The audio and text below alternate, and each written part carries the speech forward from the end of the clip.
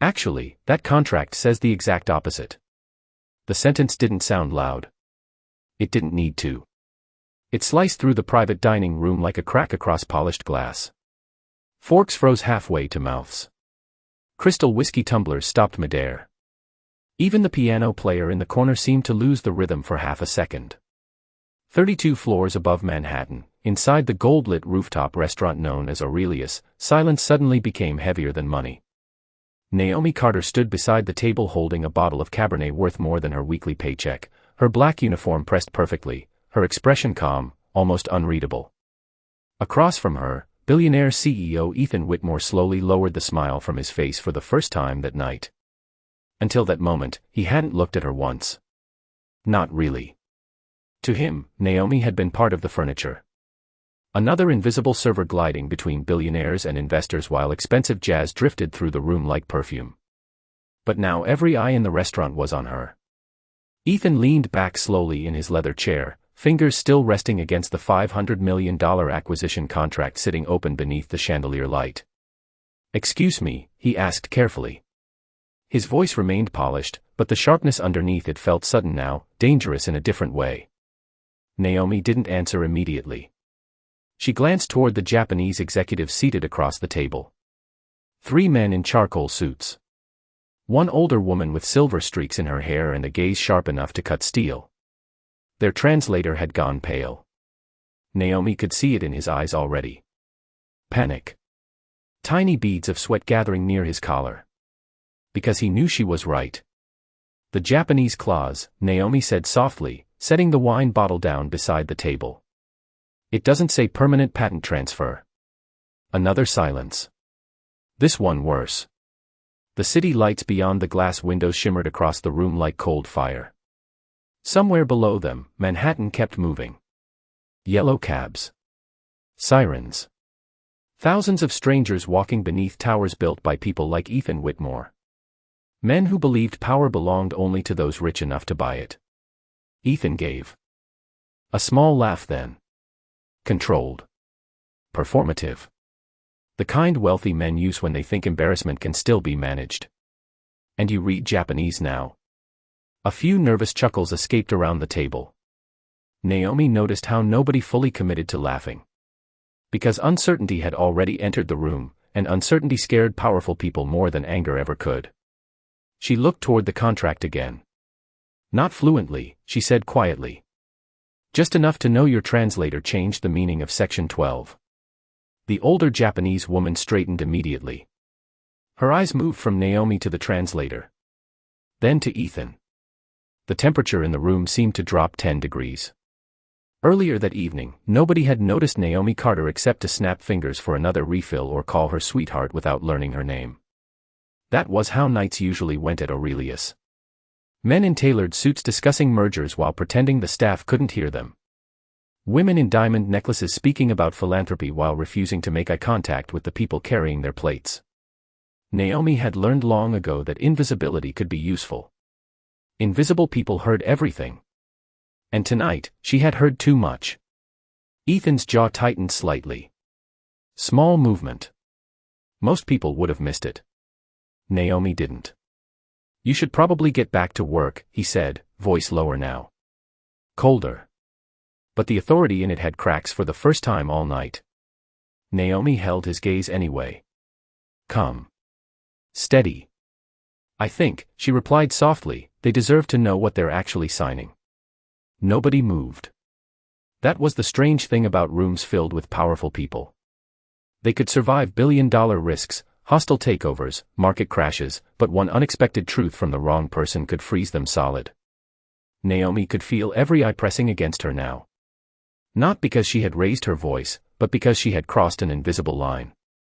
Waitresses were supposed to pour wine, clear plates, and disappear. They were not supposed to interrupt men like Ethan Whitmore. The older Japanese executive slowly adjusted his glasses and turned toward the translator seated beside him. "Is this true?" he asked in Japanese, his tone calm but sharpened by suspicion. The translator swallowed hard before forcing a smile. "There may have been a minor interpretation issue," he said carefully. Naomi saw Ethan's fingers tighten around the edge of the contract. tiny movement. Barely noticeable. But panic always revealed itself somewhere. The city lights reflected across the polished walnut table while silence stretched tighter and tighter between everyone in the room. Earlier that evening, Ethan had controlled every second of this dinner. He had arrived exactly at 7:15 in a navy Brioni suit worth more than most Americans made in 2 months. Investors followed him like satellites orbiting a planet. Restaurant managers practically bowed when he entered. Even the waitstaff had been warned beforehand. Do not disturb Mr. Whitmore unless absolutely necessary. Naomi remembered hearing that in the kitchen while tying her apron. One of the younger servers had whispered, "That man is worth almost $4 billion. Naomi had only nodded quietly. Money impressed people. Power impressed people. But neither one guaranteed honesty. Ethan finally leaned forward again, the polished smile slowly returning to his face like a mask being pulled back into place. I think we are creating unnecessary confusion, he said smoothly. Legal language can become complicated when translated across multiple business systems. Naomi noticed how he no longer looked directly at the Japanese executives. Instead, he looked at her. Measured. Cold. Calculating. The way wealthy men often looked at people they considered inconvenient. And I am sure, Ethan continued, our waitress here did not intend to interrupt a negotiation she does not fully understand. The word waitress landed differently now. Not descriptive. Dismissive. Naomi had heard tones like that her entire life. Teachers who assumed she cheated because her grades were too high. Customers who spoke slowly to her as if wearing an apron made her less intelligent. Men in expensive suits who called her sweetheart while never bothering to read her name tag. She had learned years ago that humiliation was often disguised as politeness in rooms like these. But she also learned something else. Quiet people noticed everything. The older Japanese woman reached for the contract herself this time. Her silver bracelet caught the chandelier light as she flipped carefully through the pages. Naomi watched her eyes stop near section 12. The licensing clause. The clause Ethan hoped nobody at the table could properly read tonight. Temporary rights, the woman said softly in Japanese. Then her eyes narrowed. Not permanent ownership. Another silence hit the room. Worse than before. One of the investors near the end of the table slowly lowered his bourbon glass without taking a sip. Across the room, Naomi noticed the restaurant manager staring at her with absolute horror, silently begging her to stop talking before this became a disaster. But it already was one. Ethan gave a short laugh again, though this one sounded thinner now. Less confident. There is clearly a misunderstanding, he said. We can review the wording with attorneys tomorrow. But the older woman was no longer listening to him. She was looking at Naomi now. Really looking at her for the first time all night. You read Japanese? She asked softly. Naomi hesitated only a second. My father taught it at Columbia University, she replied. I grew up hearing it every day at our kitchen table. Something shifted across the room then. Not loud. Not dramatic. Just a subtle change in gravity itself. Because suddenly the invisible waitress no longer seemed invisible at all. The air inside Aurelius no longer felt luxurious. It felt fragile. Like one wrong sentence could shatter everything holding the evening together. Naomi could sense it in the tiny details most people ignored. The nervous tapping of a lawyer's thumb against his water glass. The way the pianist in the corner suddenly switched to softer notes. The tightness gathering around Ethan Whitmore's smile. Wealthy people spent years learning how to appear calm while losing control. Ethan was trying very hard now. Your father taught at Columbia, the older Japanese woman asked again, studying Naomi with careful curiosity. Naomi nodded once. Professor Isaiah Carter, she replied softly. Department of East Asian Languages. The woman's expression changed instantly. Not shock. Recognition. Isaiah Carter, she repeated slowly in Japanese. The translator who advised Tokyo Digital during the Fujimori negotiations. Naomi blinked, surprised she knew the name. Her father had never been famous. Brilliant, yes. Respected in academic circles, certainly. But not famous. He had spent most of his life buried beneath books, yellow legal pads, and old jazz records playing softly in their Harlem apartment while teaching Naomi grammar over takeout noodles at the kitchen table. She still remembered him correcting her pronunciation when she was 10 years old, smiling every time she got a difficult phrase right. Language is power, he used to tell her. Especially when people think you do not understand them. Across the table, the older woman slowly closed the contract folder. Your father saved my company from a disastrous translation error 20 years ago, she said quietly. Ethan's face remained composed, but Naomi noticed the color slowly draining from it now. Because the room was no longer following him. The gravity had shifted. Investors who had spent the last hour laughing at his stories were suddenly silent. Listening. Watching. Calculating. That was the thing about power. It moved quickly when money felt threatened. Ethan leaned forward again, voice smooth but tighter than before. I respect Professor Carter tremendously, he said. But I think we are allowing emotions to derail what should be a straightforward business conversation. Naomi almost smiled at that word. Emotions.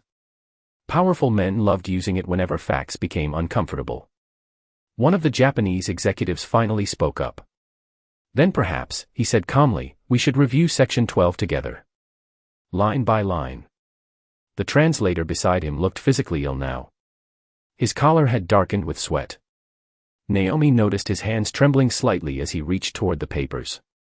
Ethan noticed it too. For the first time that night, the billionaire looked uncertain about the people sitting beside him. Because fraud only worked when everyone stayed loyal to the script.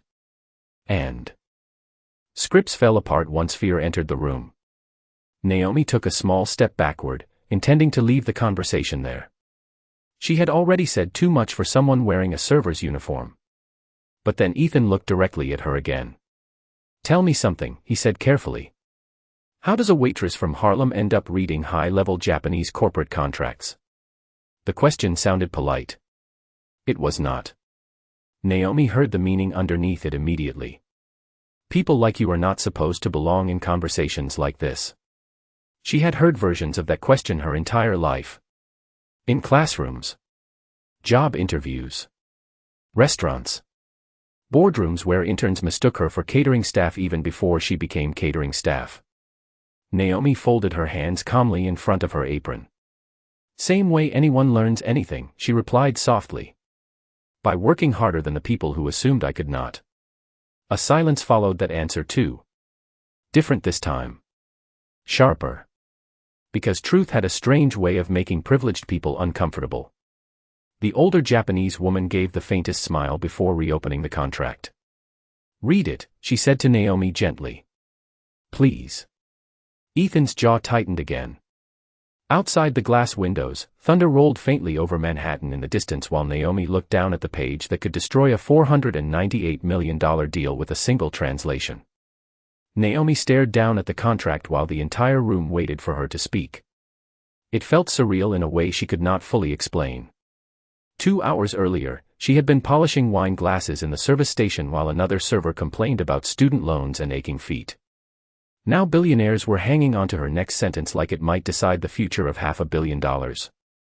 The paper trembled slightly in the translator's hands beside her. Not hers. His. Naomi noticed everything now. The tiny pulse flickering near Ethan Whitmore's temple. The investor near the end of the table discreetly reaching for his phone beneath the linen cloth. The restaurant manager frozen near the doorway like a man silently praying this nightmare would somehow disappear before morning. Naomi inhaled slowly and began reading the Japanese text aloud. Her pronunciation rolled through the room smoothly, clean and precise, carrying the calm rhythm her father drilled into her years ago. Across the table, the Japanese executives listened carefully while Ethan's legal team exchanged increasingly nervous glances. Naomi translated the first paragraph exactly as written. Then the second. Then she reached Section 12. The room somehow became even quieter. Temporary licensing authority shall remain under shared ownership for a period not exceeding 36 months, Naomi translated carefully. She paused briefly before continuing. No permanent transfer of patent sovereignty shall occur without unanimous written approval from all Tokyo Digital Board members. One of the attorneys at Ethan's side immediately sat upright. That is not what our English version says, he muttered under his breath. Naomi slowly looked toward the English copy lying open near Ethan's hand. I know, she replied softly. The older Japanese woman reached for both documents at once now, laying them side by side under the chandelier light. Her expression hardened line by line as she compared the pages. The difference was impossible to ignore anymore. The Japanese version protected Tokyo Digital's ownership rights completely. The English draft transferred nearly everything to Whitmore Biotech within 18 months. Silence spread through the private dining room like smoke. Thick. Suffocating. Dangerous. Ethan finally pushed back slightly from the table, his polished calm beginning to crack around the edges. This is exactly why international negotiations require multiple revisions, he said firmly. Translation inconsistencies happen all the time. But nobody nodded this time. Nobody rushed to support him. Because even the investors could now sense the truth sitting in front of them like a loaded weapon. This was not a typo. It was strategy. Naomi remembered hearing conversations like this before. Not inside luxury restaurants, but inside her father's apartment while scholars and translators argued over legal ethics late into the night. One wrong word could alter entire governments. One manipulated sentence could redirect millions of dollars. Her father respected language because he understood how dangerous it became in dishonest hands. The inconsistencies only benefit one side, Naomi said quietly. Ethan's eyes snapped toward her instantly. The room felt colder again. Be careful, he warned softly. Not loud enough for everyone to hear. Just enough for her. Naomi recognized the tone immediately. It was the voice of a man unused to being challenged publicly. The voice of someone who believed power itself should silence people automatically. But fear did not rise inside her the way it might have years ago. Maybe because she had already survived harder things than rich men with damaged egos. Medical bills after her father passed away. Eviction notices stacked beside college textbooks. Working double shifts while classmates from Columbia posted vacation photos online. Life had already taught Naomi how quickly dignity could disappear if you let powerful people define your worth. The older Japanese executive slowly removed his glasses and folded them carefully on the table. Mr. Whitmore, he said calmly, were you aware these contracts do not match? Ethan opened his mouth immediately, but before he could answer, the translator beside him suddenly spoke first. He approved the revisions personally. The sentence hit the room harder than thunder. Ethan turned toward the translator slowly now, absolute disbelief flashing across his face. Betrayal always arrived fastest once fear outweighed loyalty. And suddenly, for the first time all night, the billionaire no longer looked powerful. He looked exposed. The confession hung over the table like smoke after a fire alarm. Nobody spoke for several seconds because nobody knew how to recover from what had just happened. Ethan Whitmore stared at his translator with a level of disbelief that almost looked personal, as if betrayal offended him more than the fraud itself. The translator lowered his eyes immediately. Years of corporate loyalty collapsing in under 5 seconds. Naomi had seen moments like this before, though never inside a room this expensive. People like to imagine billion-dollar scandals happening with shouting and chaos, but the truth was quieter than that. Real power usually cracked in silence first. One investor slowly reached for the contract again, flipping pages faster now, scanning every clause like a man suddenly realizing the floor beneath him might not be stable. Across the table, the older Japanese woman remained perfectly composed, which somehow made the atmosphere even more tense. Calm people were dangerous when they stopped trusting you. Ethan finally exhaled through his nose and adjusted his cufflinks carefully. Even now, he was trying to regain control of the room through appearance alone. Let us not overreact to one employee's statement, he said smoothly. There were multiple revisions across both versions. Legal discrepancies happen during international acquisitions. Naomi noticed how he no longer denied involvement directly. He had shifted tactics instead. Confusion. Complexity. Delay. Wealthy men often survived scandals by making truth sound exhausting. But the room was changing too quickly now. One of the Japanese executives leaned forward. Your translator already confirmed you approved the revisions personally. Ethan's jaw tightened again. Approved revisions, he corrected sharply. Not fraud. The word fraud landed hard against the crystal and gold around them. Nobody had spoken it aloud yet, but now it sat openly in the center of the table like an unwelcome guest nobody could ignore anymore. Naomi stood perfectly still beside the wine cart, though her pulse had started beating harder beneath the calm expression she fought to maintain. Part of her wanted to disappear back into the kitchen. Back into normal life.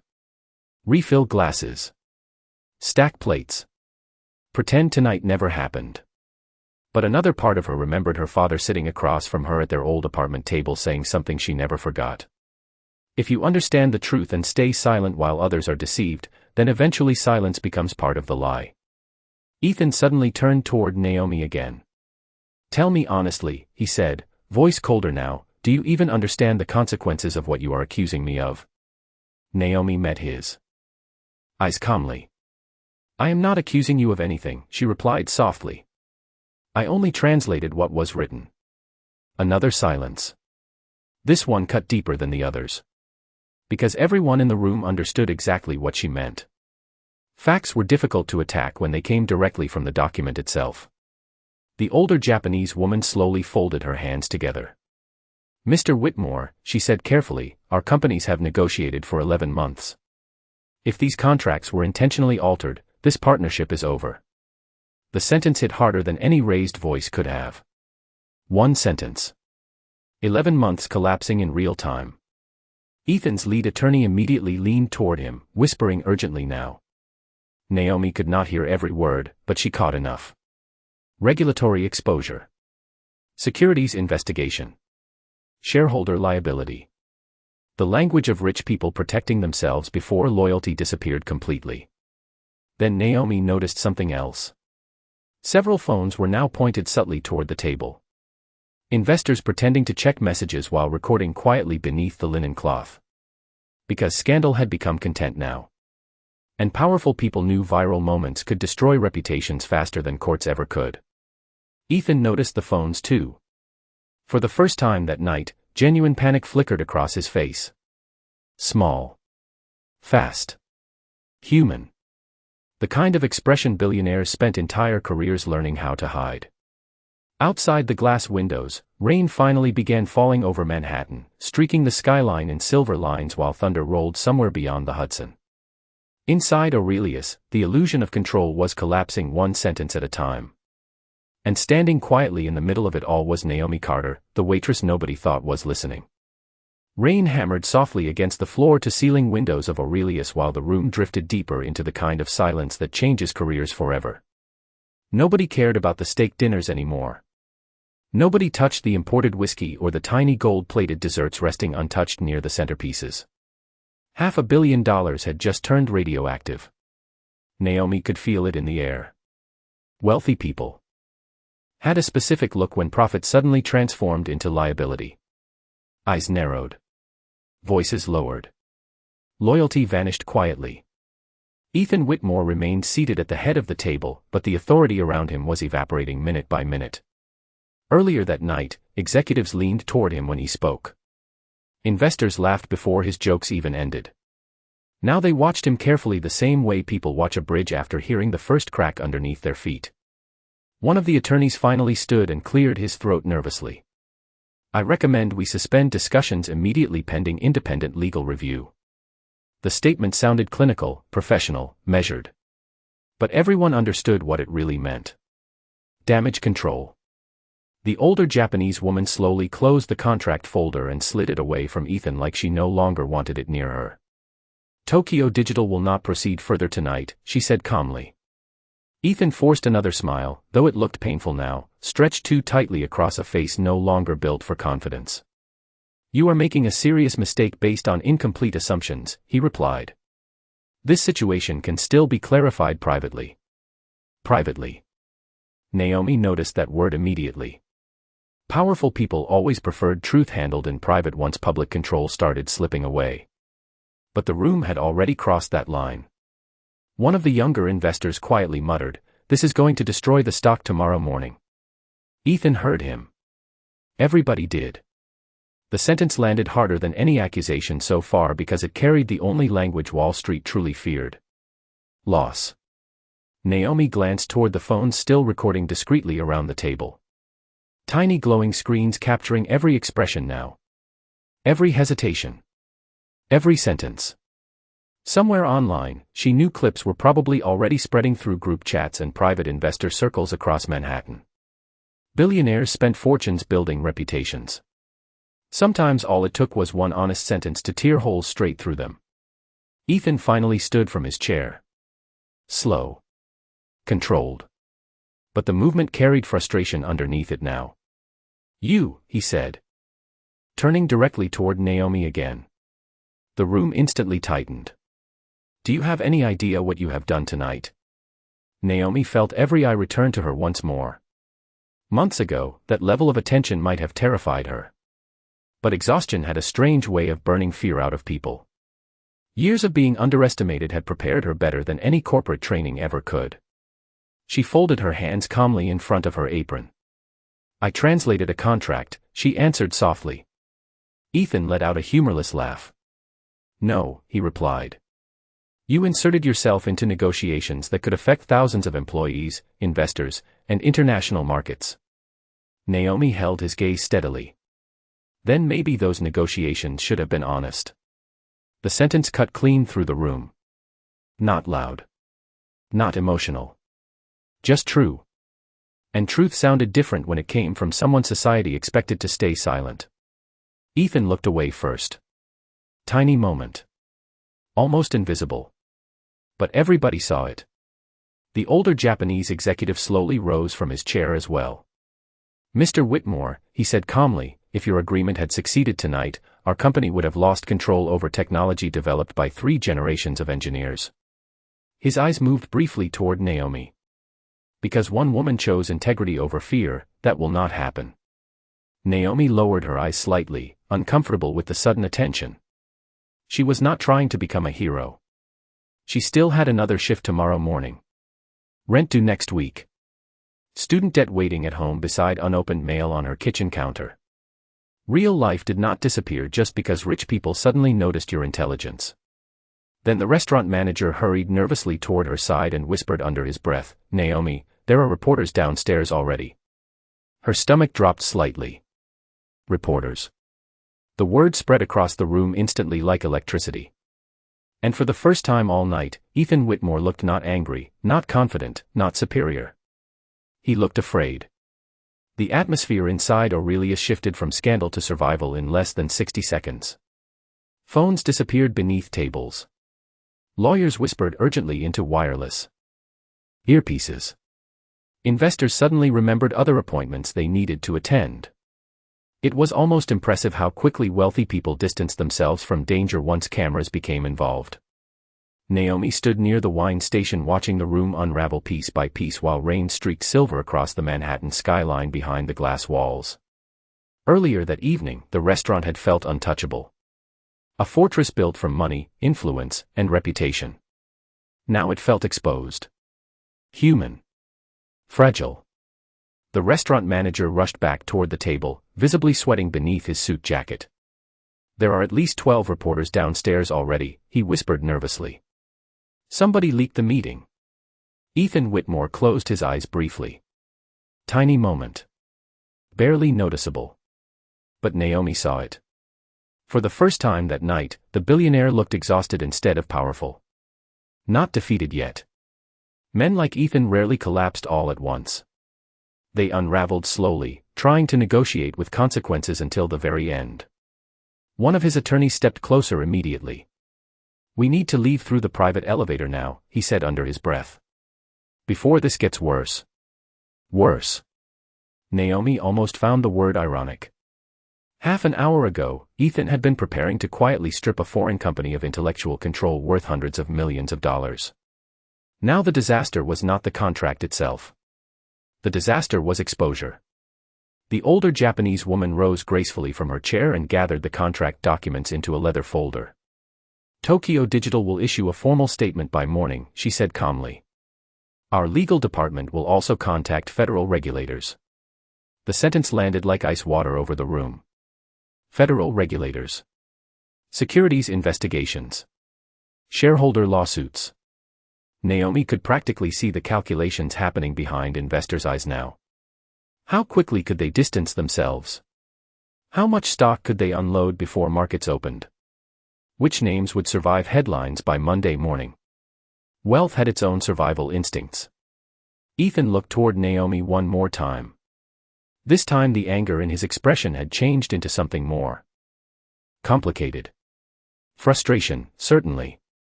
Pride wounded in public. But beneath that, Naomi noticed something else. Confusion. As if he genuinely could not understand why someone with so little power would risk speaking up against someone with so much. "Do you know what happens next?" Ethan asked quietly. Naomi met his gaze without hesitation. "The truth," she replied softly. Hopefully. A bitter smile crossed his face then.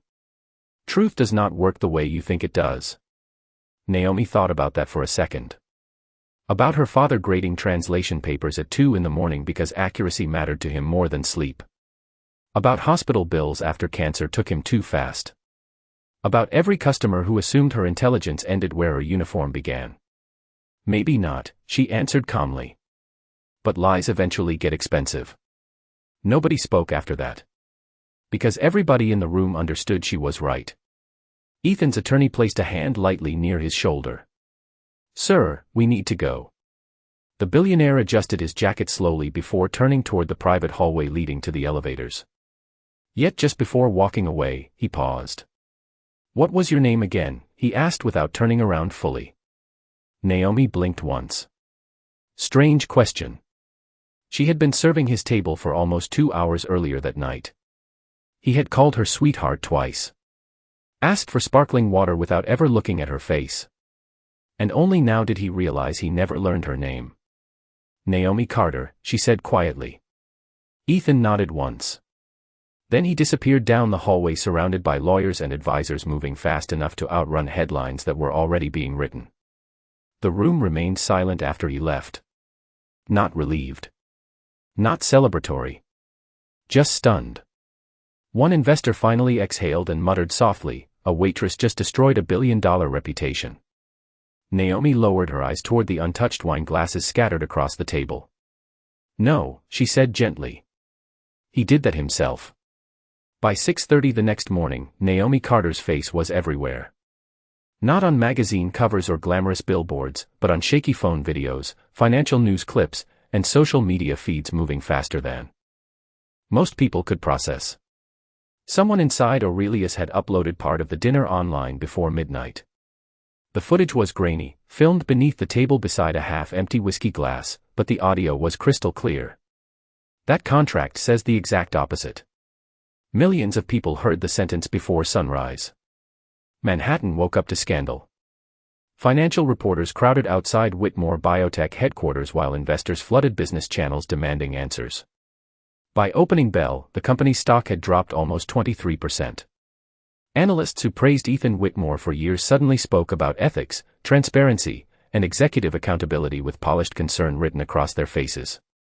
Naomi watched all of it from the tiny television mounted above the counter inside a 24-hour laundromat 3 blocks from her apartment. The dryers hummed around her while rainwater still clung to the edges of her sneakers from the night before. It did not feel real. 12 hours earlier she had been carrying wine trays beneath chandeliers. Now anchors in expensive suits were repeating her name across national television. Sources say the fraud allegations emerged after a waitress fluent in Japanese exposed discrepancies during a private acquisition dinner. Naomi lowered her eyes immediately when her own face appeared on screen. She looked smaller on camera than she remembered. Calm. Tired. Almost uncomfortable standing inside a room full of billionaires. Which was true. Her phone had not stopped vibrating since dawn. Unknown numbers. Reporters. Former classmates suddenly pretending they always believed in her. Even the manager from Aurelius had called 4 times already, leaving increasingly panicked voicemails about media requests and corporate lawyers asking questions. Naomi still had not answered. Across the laundromat, an older man folding towels glanced toward the television and squinted. "That is you, right?" he asked slowly. Naomi hesitated before nodding once. The man stared another second, then smiled softly. Good, he said. Somebody needed to say something. It was such a small moment, but somehow it hit harder than the headlines. Because for most of her life, Naomi had felt invisible. Not fully unseen, but reduced. Customers noticed her skin before her intelligence. Employers saw service experience before education. People heard waitress and stopped listening after that. Yet overnight, strangers online were calling her brave. Honest. Brilliant. The internet had turned her into a symbol before she even finished her morning coffee. But not everyone saw her as a hero. Financial commentators argued online that she had interfered with private negotiations. Anonymous accounts accused her of chasing attention. One business influencer posted that employees should know their place in executive environments. Naomi read that sentence twice before locking her phone screen quietly. Know their place. Her father used to hate phrases like that. Any sentence designed to keep human beings small, he once told her, is usually protecting something dishonest. A soft knock interrupted her thoughts. Naomi looked up and froze slightly. Standing outside the laundromat window beneath a black umbrella was the older Japanese woman from Aurelius. Elegant as ever. Composed even in the pouring rain. Naomi quickly stood as the woman stepped inside carrying a slim leather folder against her chest. Several customers immediately recognized her from the news and began whispering quietly near the vending machines. The woman approached Naomi calmly before bowing her head slightly. "Miss Carter," she said gently. "My name is Keiko Tanaka." Naomi blinked in surprise. "You came all the way here?" Keiko gave a small smile. "People like Mr. Whitmore spend fortunes trying to control truth," she replied softly. "I wanted to thank the woman who refused to let him." Naomi looked down at the spinning dryers behind her, listening to the steady hum of ordinary life continuing around them. Somewhere downtown, billionaires were likely preparing statements for shareholders. Lawyers were probably reviewing damage reports by the hour. Markets would keep moving. News cycles would keep spinning. But inside a laundromat that smelled like detergent and rain, Naomi Carter finally understood something her father tried to teach her years ago. The most dangerous person in a dishonest room is not always the richest one. Sometimes it is simply the person willing to tell the truth out loud. 3 weeks later, the city had mostly moved on. That was the strange thing about modern scandals. One day your name dominated every screen in America. The next day people were already distracted by something newer, louder, easier to consume. But for Ethan Whitmore, the damage did not disappear with the headlines. Federal investigators officially opened inquiries into Whitmore Biotech's acquisition practices. Shareholders filed lawsuits. 2 board members resigned publicly. Financial magazines that once praised Ethan as a visionary entrepreneur were now calling him a symbol of unchecked corporate arrogance. His face still appeared on television sometimes, but the confidence was gone now. Even through a screen, Naomi could see it. The sharp certainty. The untouchable aura. All of it had faded into something smaller. Human. Meanwhile, Naomi Carter returned to work. That surprised people the most. Reporters expected book deals, interviews, dramatic press conferences. Social media expected transformation overnight. But reality was less cinematic than the internet preferred. Rent still existed. Grocery bills still arrived. Life did not suddenly become easy because millions of strangers briefly knew your name. So Naomi kept serving tables at Aurelius while the world argued online about ethics, race, class, and corporate corruption. Some customers recognized her instantly now. A few asked for selfies. Others stared quietly while pretending not to. One businessman even slipped her a $500 tip with a note that read, "Thank you for reminding people that integrity still matters." Naomi donated most of it anonymously to Columbia University's language department in her father's name. On a rainy Thursday evening near the end of October, the restaurant manager approached her carefully before her shift started. "You have a visitor," he said nervously. Naomi looked toward the private dining section and stopped walking immediately. Ethan Whitmore stood near the window overlooking Manhattan, dressed in a charcoal overcoat. Instead of his usual tailored luxury suits. No entourage. No lawyers. No investors orbiting around him like bodyguards made of money. Just him. Alone. The sight felt almost unfamiliar. Naomi walked toward the table slowly. Ethan looked older now somehow. Not physically. Emotionally. Like stress had sanded down parts of him that wealth usually protected. "Miss Carter," he said quietly. Naomi nodded once. "Mr. Whitmore." A silence settled between them while rain tapped softly against the windows. Weeks ago, this same man barely looked at her while ordering wine. Now he stood carefully searching for words. "I heard about the donation," he said eventually. Naomi frowned slightly. "How?" "Columbia issued a public acknowledgement yesterday." He paused. "Your father sounded like a remarkable man." Naomi felt something tighten gently in her chest at the mention of him. "He was." Ethan nodded slowly before glancing toward the city lights below them. "I spent most of my life believing intelligence belonged to the people sitting at the table," he admitted quietly. "Not the people serving it." Naomi said nothing. Because some truths did not need commentary. Ethan reached into his coat pocket and placed a folded envelope carefully on the table between them. "Tokyo Digital offered you a consulting position," he said. "International Communications Division. Full salary. Benefits. Graduate tuition assistance." Naomi blinked in surprise. "How do you know that?" Ethan gave a tired smile. "Because they called me first." That almost made her laugh. Almost. Ethan stepped back slightly then. "You were right that night," he said quietly. "About honesty." Naomi looked at him carefully. Weeks ago, hearing those words might have felt satisfying. Victorious even. But standing there now, the moment felt strangely sad instead. Because power could buy almost everything except the ability to undo who you became while chasing it. Ethan turned toward the exit before stopping one final time. "For what it is worth," he said softly, "I never learned your name because I never thought I needed to." Naomi looked at the envelope resting on the table beneath the warm restaurant lights. Then back at him. "That was the problem," she replied gently. Ethan lowered his eyes briefly before walking away into the Manhattan rain alone. Naomi watched him disappear beyond the glass doors while jazz music drifted softly through Aurelius once more. Then she picked up the envelope slowly, holding it against her chest as the city lights shimmered outside like distant stars.